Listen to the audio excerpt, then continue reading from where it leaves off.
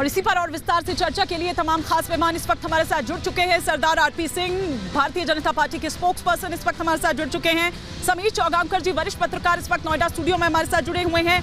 अजय शुक्ला जी, वरिष्ठ पत्रकार, इस वक्त हमारे साथ जुड़ चुके हैं। अजय वर्मा जी, लीडर है कांग्रेस के, इस वक्त नोएडा स्टूडियो में हैं। और साथ ही साथ संजीव कौशिक जी इस वक्त हमारे साथ जुड़ चुके हैं, नोएडा स्टूडियो में ही है संजीव कौशिक जी भी। लेकिन इससे पहले कि मैं चर्चा की शुरुआत करूं, एक बार मैं ग्राउंड पर रुक करती हूं। मेरे सहयोगी अनूप मेरे साथ जुड़े हुए हैं। अनूप, अगर अब तक मेरी आवाज पहुंच पा रही है, जबरदस्त मास्टर स्ट्रोक चला है बीजेपी ने, ये मतलब विपक्ष तो चारों खाने चित हो गया है, कुछ बचा नहीं है उसके पास, ऐसा लग रहा है। बिल्कुल हिमानी, देखिए जिस दिन हमने इंटरव्यू किया था विष्णुदेव साय का, या फिर जिस दिन पर्यवेक्षक चुने गए थे अर्जुन मुंडा, उस दिन तस्वीर बहुत साफ हो गई थी। मैं बार बार कह रहा था कि विष्णुदेव साय बहुत कॉन्फिडेंट नजर आ रहे थे उस दौरान जब हम इंटरव्यू कर रहे थे उनसे, लेकिन वो कुछ बोले नहीं। अंदर खाने उनको एहसास था कि उनका नाम सबसे आगे है, हुआ भी वही। अर्जुन मुंडा का पर्यवेक्षक बनने का मतलब यही था कि अगल बगल के जो आदिवासी प्रदेश है, जैसे झारखंड की बात कर ले या फिर मध्य प्रदेश की बात कर ले, इनको साधने की तैयारी थी। देखिए जश्न मन रहा है, आदिवासी नेता मुख्यमंत्री नहीं बनाया थे, ये कहीं ना कहीं आगे 2024 को पूरी तरह से साधने की तैयारी आप समझ सकते हैं इसे, कि 2024 में जो सीटें हैं झारखंड की या फिर छत्तीसगढ़ की, उनको पूरी तरह से कंट्रोल करने की कोशिश में कहा जा रहा है। इसे जीत अब पूरी तरह से आसपास हो गई बीजेपी आदिवासी मुख्यमंत्री देने के बाद, जहां जीत मिलनी ही मिलनी है। और ये साय का नाम पहले से इतनी चर्चा में नहीं था, लेकिन कहते हैं ना बीजेपी में जो दिखता है वो होता नहीं, जो नहीं दिखता है वो होता है, वही हुआ है। विष्णुदेव साय बिल्कुल सरल और सौम्य आदमी है और कई बार सांसद विधायक भी रहे, केंद्र में मंत्री। अनूप, आपने बिल्कुल ठीक कहा, ज्यादा दिखने पर, ज्यादा महत्वाकांक्षी दिखने पर वो सब कुछ गायब हो जाता है, पत्ता कट जाता है, इसलिए वो शायद वो ज्यादा दिखे नहीं। लेकिन शपथ ग्रहण की तारीख क्या सामने आई है, वो कब होगा? 2 डिप्टी सीएम की भी बात आ रही है, वो कौन हो सकते हैं? इसमें भी क्या वो इक्वेशन दिखाई देंगे?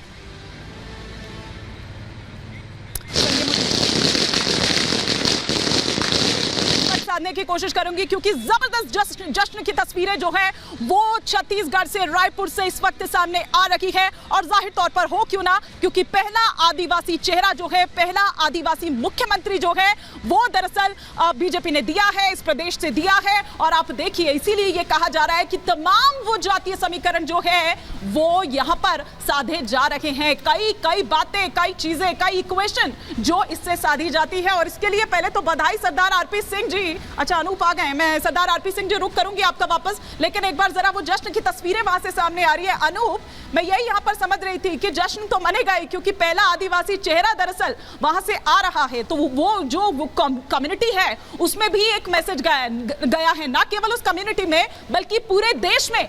लेकिन क्या पीएम वहां पर आएंगे, शपथ ग्रहण कब होगा, वो 2 डिप्टी सीएम की जो बात आ रही है, क्या आपके सोर्सेज आपको जानकारी दे रहे हैं? देखिए हमने अर्जुन मुंडा से भी पूछा, तमाम नेताओं से भी बातचीत की, हमने 2 डिप्टी सीएम की बात भी की, लेकिन कोई कुछ कहने को तैयार नहीं। लेकिन इस समीकरण को साधने के लिए, क्योंकि आदिवासी मुख्यमंत्री बन गया तो ये तय है कि ओबीसी से एक डिप्टी सीएम जरूर बनेगा। इसके अलावा दूसरे एक नेता को भी मौका दिया जाएगा, ये बात आप मान के चलिए।